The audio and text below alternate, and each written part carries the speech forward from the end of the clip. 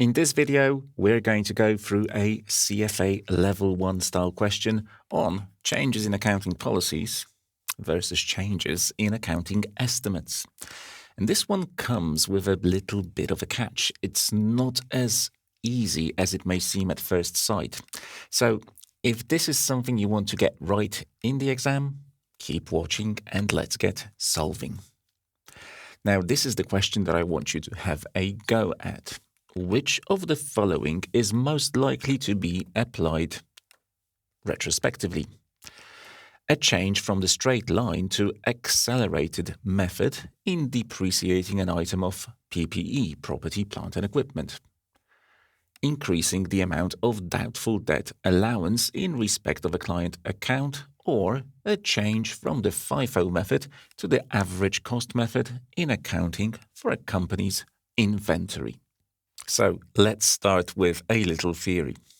Changes in accounting policy require what's known as retrospective application, whereas changes in accounting estimates are dealt with via prospective application. Let's start with this one. Imagine we've got a company which is reporting under IFRS.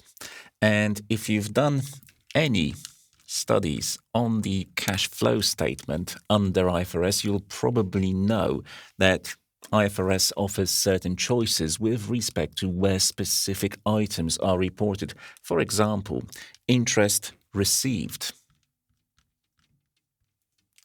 may be presented as part of CFO, that's cash flows from operating activities, or under CFI, which is cash flows from investing activities. And choosing between these alternatives is an example of an accounting policy choice.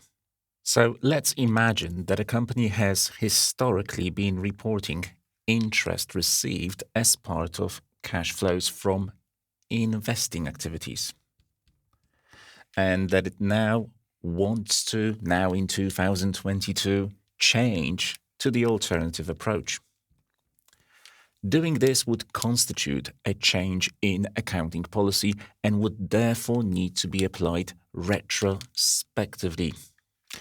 What does that actually mean? Well, if you look at any set of financial statements, you will typically see figures in respect of the most recent period, as well as at least one column of comparative figures, and sometimes even more than one. So let's say this is 2022, and of course this is going to be 2021.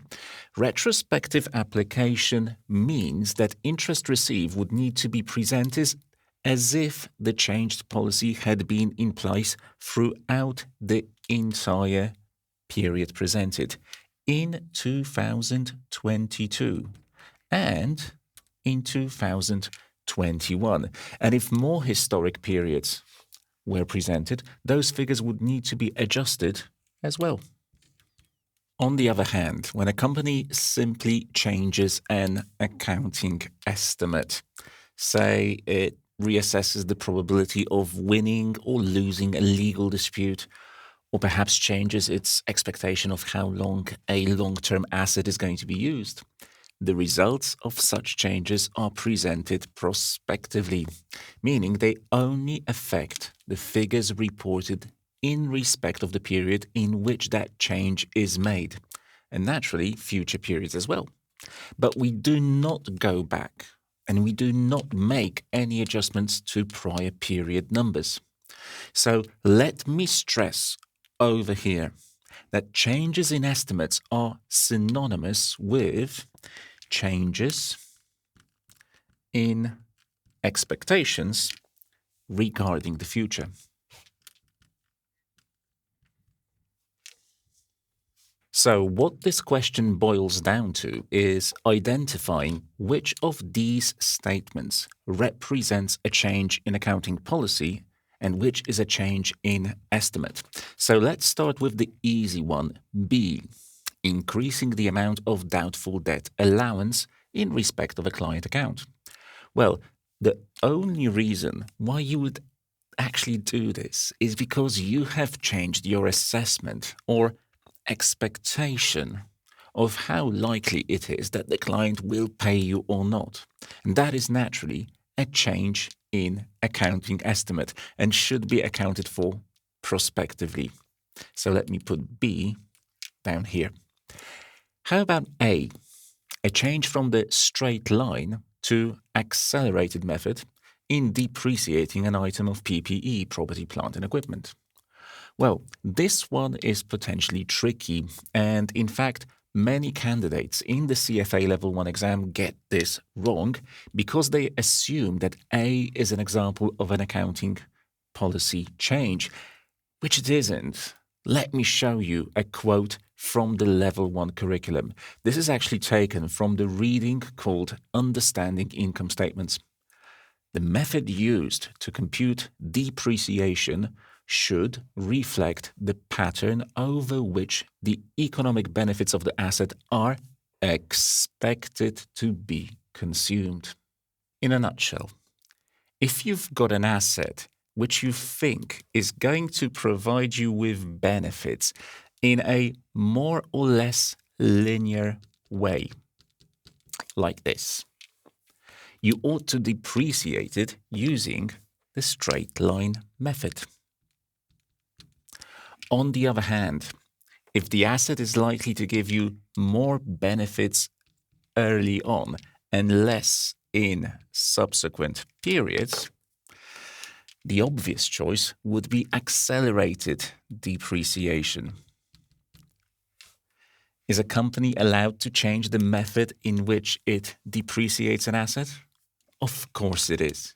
But such a change should result from a reassessment of how that asset will be generating benefits over its remaining useful life.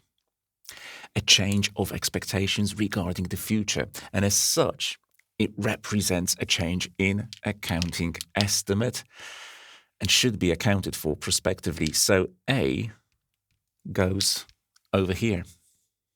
And finally, we've got C, which is a genuine change in accounting policy that ought to be applied retrospectively, making C the answer to this question.